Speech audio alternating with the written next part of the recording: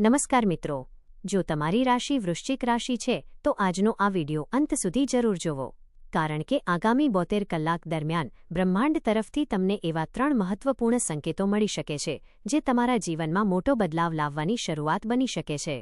જ્યોતિષશાસ્ત્ર અનુસાર જ્યારે ગ્રહોની સ્થિતિમાં ખાસ પરિવર્તન થાય છે ત્યારે કેટલીક રાશિના જાતકોને પહેલા સંકેતો મળે છે અને પછી પરિણામો દેખાવા લાગે છે. વૃશ્ચિક રાશિ માટે આવનારા 72 કલાક એવા જ ખાસ માનવામાં આવે છે. જો તમે આ સંકેતોને સમજીને યોગ્ય નિર્ણય લેશો તો અટકેલા કામમાં ગતિ, આર્થિક લાભ અને માન સન્માન મળવાની શક્યતાઓ વધી શકે છે. પરંતુ ધ્યાન રાખો, દરેક સંકેતનો અર્થ ફક્ત શુભ જ હોય એવું નથી. કેટલાક સંકેતો તમને સાવધાન રહેવાનો ઇશારો પણ આપે છે. તેથી આ વિડીયોમાં જણાવેલી દરેક વાત ધ્યાનથી સાંભળો. વિડીયો શરૂ કરતા પહેલા જો તમે ભગવાનમાં શ્રદ્ધા રાખતા હો તો કોમેન્ટમાં ઓમ નમઃ શિવાય જરૂર લખજો. અને આવી જ ધર્મ, જ્યોતિષ અને રાશિફળની માહિતી માટે અમારી ચેનલ ધાર્મિક જ્ઞાનને સબસ્ક્રાઇબ કરવાનું ભૂલશો નહીં.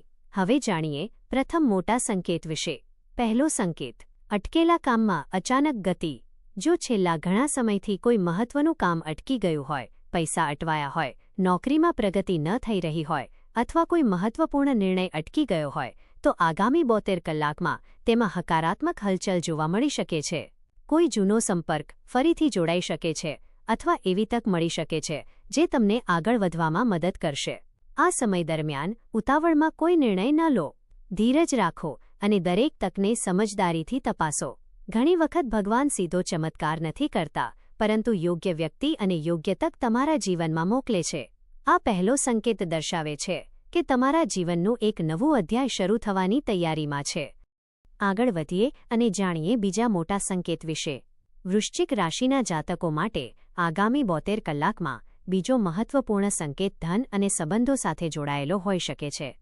જો છેલ્લા કેટલાક સમયથી તમે આર્થિક તંગી, ઉધાર, અટવાયેલા પૈસા અથવા ખર્ચના ભારથી પરેશાન હતા તો હવે ધીમે ધીમે પરિસ્થિતિ બદલાતી જોવા મળી શકે છે.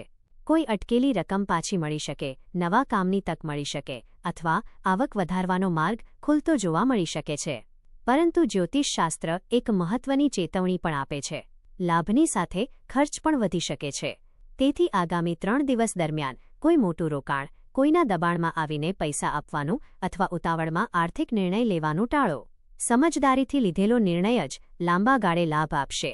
આ સમય દરમિયાન તમારા સંબંધોમાં પણ પરિવર્તન જોવા મળી શકે છે. જે લોકો લાંબા સમયથી તમારાથી દૂર થઈ ગયા હતા તેઓ ફરી સંપર્ક કરી શકે છે. પરિવારના કોઈ સભ્ય સાથે ચાલી રહેલો મતભેદ દૂર થવાની શક્યતા છે.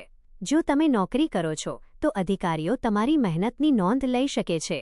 વેપારીઓને નવા ગ્રાહકો અથવા નવી તક મળવાના યોગ બની રહ્યા છે. આ બીજો સંકેત એ પણ દર્શાવે છે કે તમારા જીવનમાં કેટલાક લોકોનું સાચું સ્વરૂપ સામે આવશે.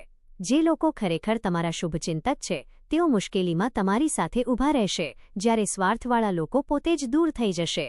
તેથી કોઈપણ વ્યક્તિ પર આંખ બંધ કરીને વિશ્વાસ ન કરો. આવનારા 72 કલાક દરમિયાન દરરોજ સવારે ભગવાન શિવનું સ્મરણ કરો અને શક્ય હોય તો ઓમ નમઃ શિવાય મંત્રની 108 વાર જાપ કરો. એવી માન્યતા છે કે તેનાથી મનમાં સ્થિરતા આવે છે અને યોગ્ય નિર્ણય લેવાની શક્તિ મળે છે.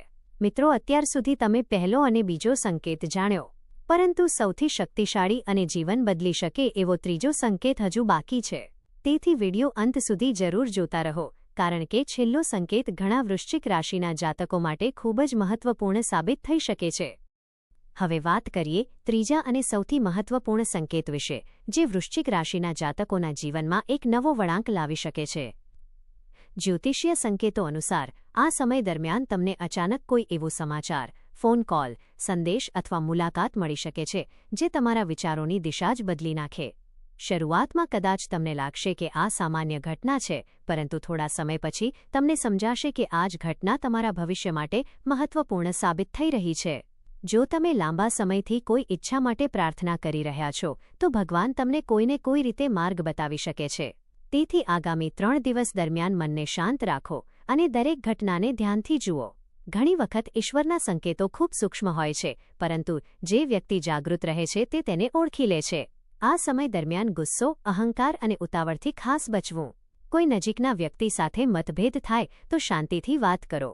તમારા એક મીઠા શબ્દથી મોટો વિવાદ પણ ટળી શકે છે.